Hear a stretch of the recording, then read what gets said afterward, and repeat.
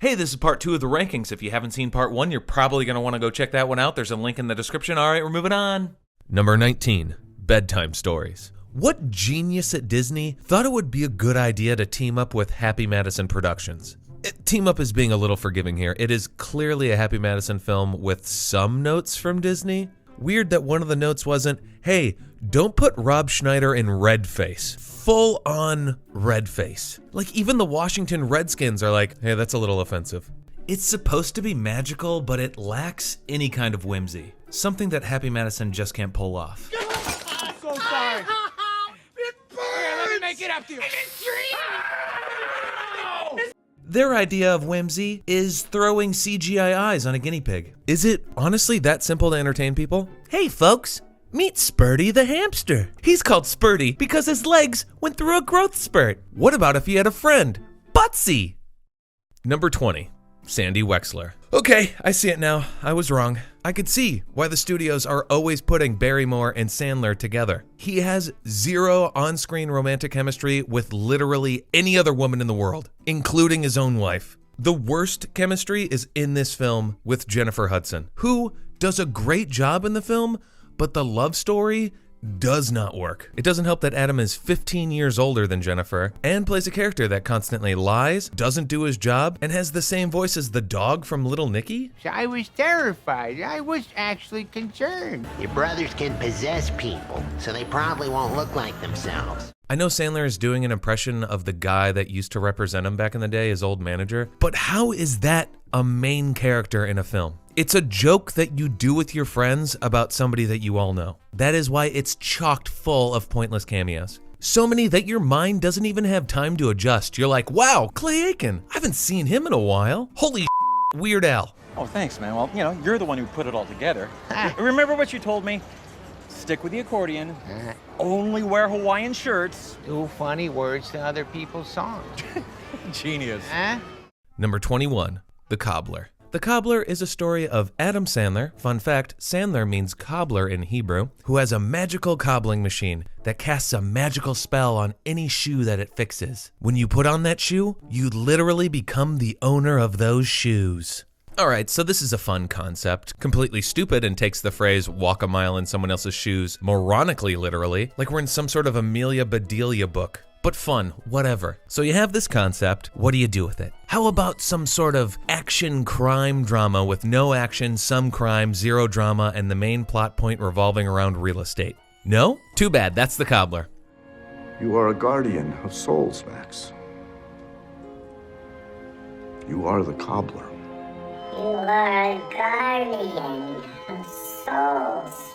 Number 22, Anger Management. So I remember seeing this film in theaters, and from what I remember, I thought it was okay. But I also thought joining the Marines would be fun. So I'm an idiot. I watched it again, and it's awful. So Adam Sandler plays a guy who, through an odd occurrence of events, gets sentenced to attend anger management classes taught by Jack Nicholson. Jack Nicholson is going hard in this thing. I said over easy! The main problem with this film is it takes place in an alternate reality where nothing makes sense. The whole thing is just a huge elaborate plan to make Adam Sandler's character stick up for himself more. And it all makes zero sense unless you had a lobotomy.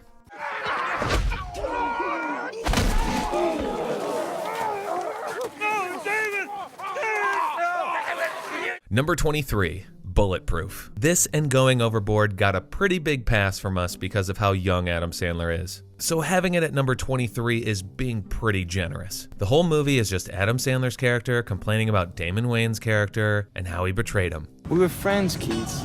You pretend to be my friend for a full year? Man, you really had me fooled. Look at that, he's licking me because he likes to lick me, not because he's trying to get close to me and then f me over. Number 24. Going Overboard. Okay, look, this thing is really bad, but watching baby Adam Sandler and his friends try to make up a movie as they go along with zero budget is amazing. I mean, the film starts out with baby Adam Sandler telling you to your face to not expect much. Oh yeah, I wanted to tell you, this is a no budget flick, not a low budget flick. No budget. And then you get to see him walk up the entire ramp of the cruise ship. Nothing happens. He's just trying to be funny, making silly faces, walking weird, until he gets to the top. And that's it. This film is great if it was on in the background of a bar, just so you could look up and go, wow, look how young Adam Sandler is. Oh wow, look how gross that old man's neck is. Well, anyways, I see this guy on the street the other day, right? He tells me he's got Agent Orange. I said, at least you have an agent. Oh, yeah! Number 25, Hotel Transylvania 2. So the first Hotel Transylvania wasn't bad, and Sony Animation actually had done an okay job with sequels like Cloudy with a Chance of Meatballs 2. Unfortunately, this is really bad. It honestly feels like they were going to make this into a cartoon series, and they just decided to take 3 30-minute episode plots and just kind of mush them all together. There are barely any jokes, and most importantly, P-Sponge does not return. In the arms of the angel. There is one moment that almost reaches P-Sponge levels. So in the first film, we know that Mavis and Jonathan get together. Also, if you saw any promotional materials, you know that in the second film, they have a child together. But I just thought the movie would start and the kid would already be there, you know, as like a baby or something. But nope, the movie starts with Mavis pregnant. And the way that the pregnancy is revealed is amazing. What? Pregnant bat! So if she changes into a bat when she's 9 months pregnant, she's basically, it's basically a human baby surrounded by a bat with skin all stretched out. It's so off-putting. Oh, and bad news, they're already in production of a third one. Number 26, The Longest Yard. Why? Just why? Honestly. Who was begging for a remake of The Longest Yard? And then who out of the group of that 10 was asking for an Adam Sandler version? The funniest part of watching this film is when we accidentally called it The Youngest Nard on the podcast. Youngest Nard. Youngest Nard. It's just filled with cameos from rappers, football players, and people who cannot act. You know MVP sold his own teammates out. What do you think he's gonna do to you fools? It's a clear cash grab. There's huge sections of the film where they just play a song so they could sell more copies of the soundtrack, and it just reminds you that that used to be a thing in movies. It's aggressively stupid. And look who's coming into the game. You can do it! Get that old of yours in the end zone! Number 27, Click. Remember that super fun concept from the Cobbler? Well, this is an even more enjoyable concept that is completely squandered. Adam Sandler plays a character who gets a magical remote control that controls time and some other stuff that's not really explained. Now, there's a lot that you could do with this. What does Adam do? He uses it to assault children, look at boobies, and skip waiting in traffic. Great work, buddy. He does things that people just do in Mentos commercials. So anyway, the control breaks, but not really, because it's all just a test by Christopher Walken the whole time, and the movie is It's a Wonderful Life, but without the charms or laughs. I meant no disrespect, Prince Hubbada Hubbada. Hubba bubba. Habibu! Number 28, Just Go With It. So in a lot of these films, Adam Sandler plays this extremely handsome sex god type guy, which doesn't make any sense, but in this film, he takes it to another level. He uses Jennifer Aniston, one of the most attractive women alive, to get a supermodel. A supermodel who cannot act. I had been kind of studying acting, not in classes per se, because I traveled a lot, but I've been doing one-on-ones for a while. The plot of the film is something from a 30-minute sitcom. You know exactly what's going to happen every step of the way, and no character makes believable choices because they're all just so poorly written. Oh, and Sandler just used this to get another vacation to Hawaii. You're rich, dude. Just retire and move there. Number 29, I now pronounce you Chuck and Larry. What if I told you that the most offensive part of this film wasn't the two straight dudes acting out extremely tired homosexual stereotypes? I'm on fire, help me! But Rob Schneider doing his best Andy Rooney from Breakfast at Tiffany's. Because, Naling, there is no beginning, there is no end, because it's a circle. I am definitely this time going to call in the police! Adam Sandler once again plays a sex god who could have any woman he wants, even though he dresses like a cab driver and looks like a hideous beast. Kevin James is at his usual unfunny self and is just there for fat jokes. Oh, and it has a courtroom scene. Goody. Enough! I'd rather change my grandfather's diaper than see two straight guys kissing. Number 30, Little Nicky. This right here, this is the turning point. This is where things go from bad to insulting and anger-inducing. Now, I am well aware that a lot of people loved Little Nicky because they watched it when they were 7 years old. Well, guess what? 7-year-old you is an idiot, has bad taste in films, and sucks at pogs. I could pick a scene at random and show it here and it'll blow your mind. You know, okay, I'm at a random number generator website-y thing. Pick a number between 0 and 1. All right, 1, that'll be the hour. Pick a number between 0 and 60. This will be our minutes. 17 minutes. Okay, I'm just gonna do that. 1 hour, 17 minutes. Let's see what is here. What's with the ball?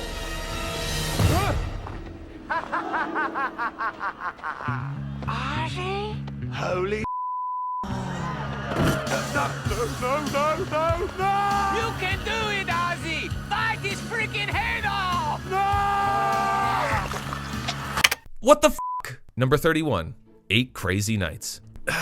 It really makes me upset to know that so many talented animators had to work on this thing. Rob Schneider is back as the voice of the narrator for no reason. The head honcho of Holiday Humbug lives right here in little old Dukesbury.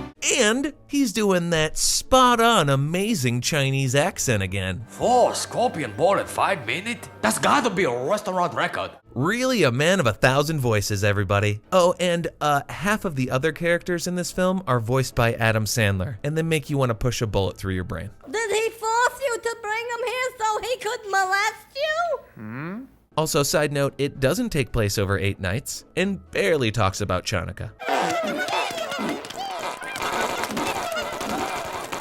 Number 32, Grown Ups 2, The Empire Strikes Back, The Godfather 2, Terminator 2, The Dark Knight. Grown Ups 2 joins that elite list of sequels that are better than the original. It wasn't difficult considering the first Grown Ups barely qualifies as a movie, but Grown Ups 2 is ever so slightly better. I don't even get that. What?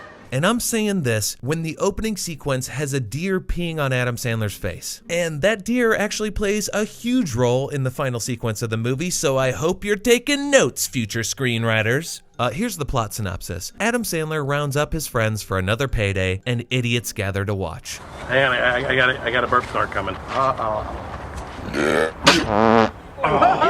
Number 33, Grown Ups. You know what? Adam decided that he was gonna make a movie with a bunch of his friends, he wasn't gonna have a solid script, and he wasn't gonna go to wardrobe or makeup. Just wander on set at like 11 a.m., do some improv with actors who are not trained in improv, and call it a day. It made $162 million.